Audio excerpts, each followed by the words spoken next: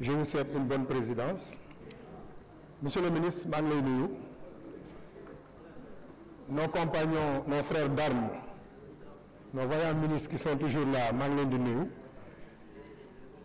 Ma bëggoon wax tuuti rek attirer attention ñi fi nekk, comme j'ai l'habitude de le dire, les Sénégalais ñun ñuy seetaan di ñu déglu. Tout à l'heure, s'il vous plaît, tout à l'heure dama def benn hommage ma rendre ko à certains députés de l'APR du benn de Benno Bokk Yaakaar bariwuñu sax peut-être 4 ou 5 la li ci gën a gaaw def nañ ko ci TikTok bi. Abbas Fall rend hommage aux députés de Benno Bokk Yaakaar. Ça fait plaisir. Mais bu ñu waxoon leneen ñu jëlee ko neneen nañu nekk ay responsable. Gis nga saaga ku koy def da nga xamul. Man je suis contre toute forme d'insulte. Mollah Morgun chaque jour mu yëkkati lu ñaaw teg ko ci seen kilifa je suis contre. Je suis contre te lu bon lay wax je suis contre. Khalifa Sall a fait la même chose, nous sommes contre. Nous sommes contre parce que rafetul, ça va au-delà de nos valeurs. J'encourage le président du groupe parlementaire. Monsieur le Président, est-ce qu'on peut parler correctement ici sans être interrompu? Honorables collègues, mes chers collègues, j'ai rappelé à plusieurs reprises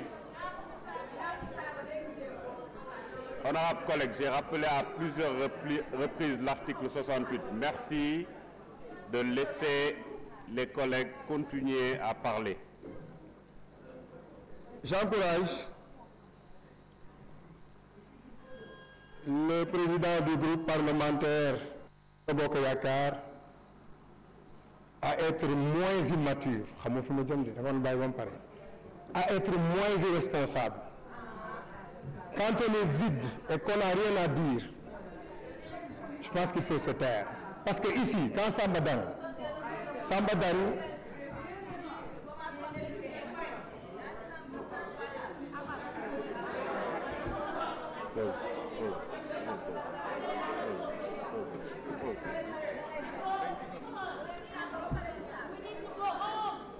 Dan, Honorable collègue.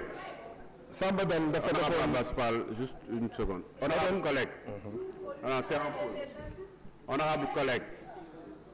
Honorable collègue. Honorable Abbas Fall, juste une seconde, je fais une adresse. Honorable collègue, je rappelle l'article 68. C'est un aspect important. Chacun a la possibilité de prendre la parole et de dire ce qu'il veut en termes respectueux, en termes naturellement, même si c'est ferme, mais en des termes très courtois. C'est ce qui nous réunit aujourd'hui. Honorable collègue, laissez l'honorable député Abbas Fall continuer son adresse. Les autres prendront la parole et sur cette base-là diront également ce qu'ils voudront. Merci, Monsieur le Président. Mani honorable député Samba Dan bu muy kal fii ak ay mbokku pëlëm yi ñu dagg ko dugal ko ci internet bi Aliou Dembourou Sow moo ànd ak moom ñu génn ci biti mu def témoignage ne affaire kal la woon. Je comprends que le président du groupe parlementaire exploité loolu naan dañ fi nekk di saaga ay olof di saaga ay pël di saaga ay séeréer. Ce n'est pas vrai amul ci assemblée bi amul. C'est pourquoi je dis qu'il est irresponsable. En plus, quand lui-même il dit que quand nous sommes là, li ñu wone bokkul ak li ñu nekk ci biti kon boo ma fekkatee ci biti honorable bu ma nuyooti bul ka fa teg man parce que fii Sénégal la c'est un débat d'idées et de convictions moo am fii bu ñu génnee ci biti ay Sénégalais la ñu du ñu dóorante du ñu saagante c'est toute une cordialité moom la ñu war am ci biti ñun loolu kese moo ñu tax a jóg mais faut pas dire aux Sénégalais non fii la ñuy nekk ci biir di wax leen neex bu ñu génnee ñu soppeeku ba ma rombatee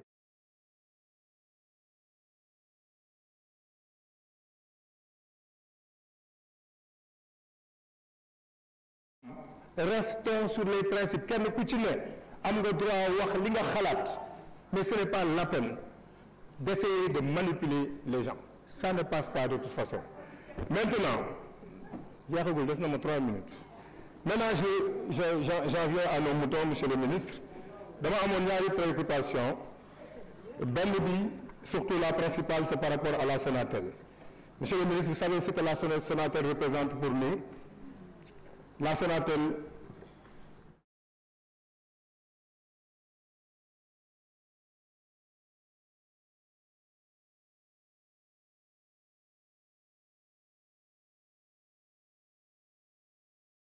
actuellement, il est à peu près à 23 ou à 27%. Ce n'est pas normal.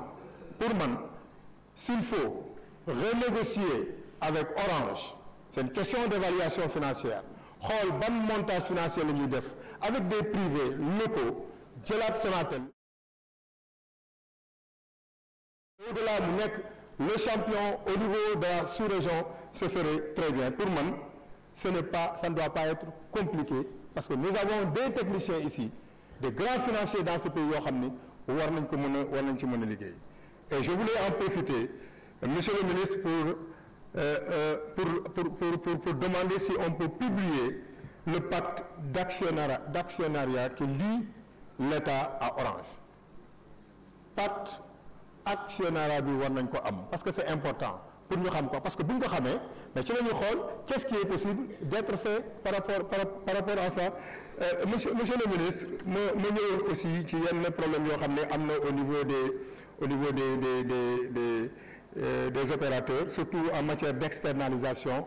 Il faut que ñu xool naka la ñuy def pour revenir à une certaine forme de réglementation parce que externalisation yi baaxul daf ñuy xañ expertise te day créer aussi une déperdition au niveau de nos ressources humaines. Donc loolu war nañu xool naka la ñuy def pour ñëwaat. Le fonds donc de développement donc du service universel donc de télécom. Mais ce fonds-là a généré presque plus de 179 milliards, monsieur le ministre. 179 milliards yi fan la jëm parce que dañuy waxoon ne li nga xam ne opérateurs yi mënuñu koo def fonds bi dina ko jël en charge. Et je vois dans le document que vous nous avez présenté que nee nga fonds bi installé na ay antennes. Le fonds n'a pas vocation d'installer ay antennes dañ mën naan tey mu ngi liggéey benn opérateur bu koy def. Je voulais savoir le nom de cet opérateur. Je vous remercie, monsieur le président.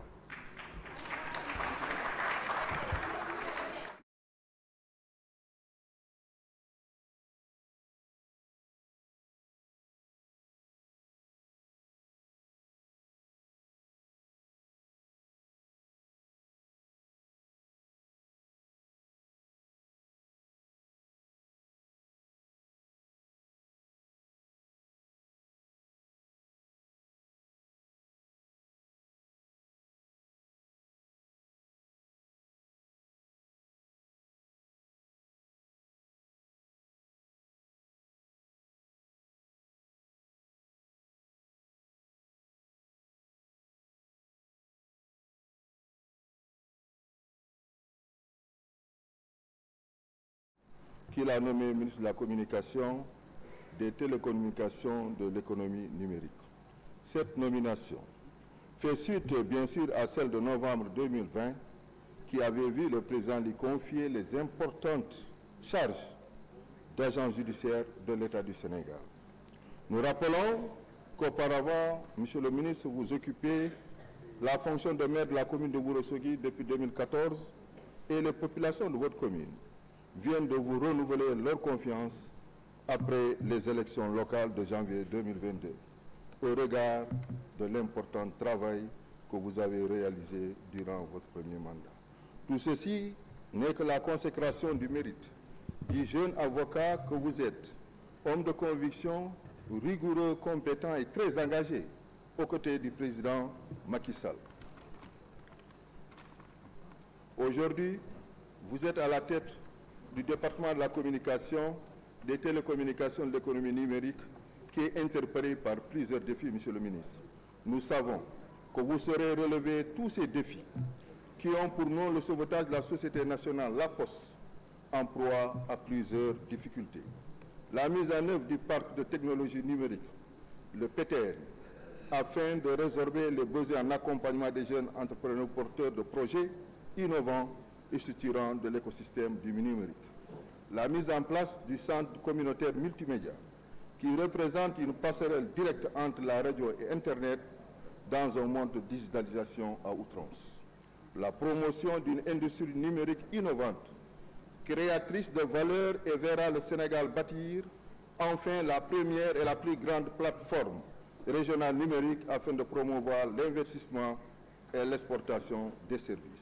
Voilà autant de projets importants, Monsieur le ministre, que vous allez sans nul doute mettre en œuvre pour enfin concrétiser la vision de son Excellence le Président Macky Sall dans les domaines précis de la communication, des télécommunications et du numérique qui sont aujourd'hui des facteurs clés pour le développement économique et social dans ce monde en profonde mutation.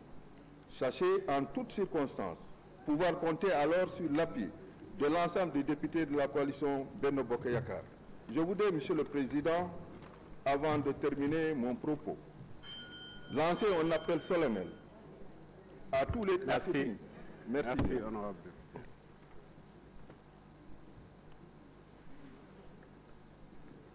Honorable député Amin Ndiaye.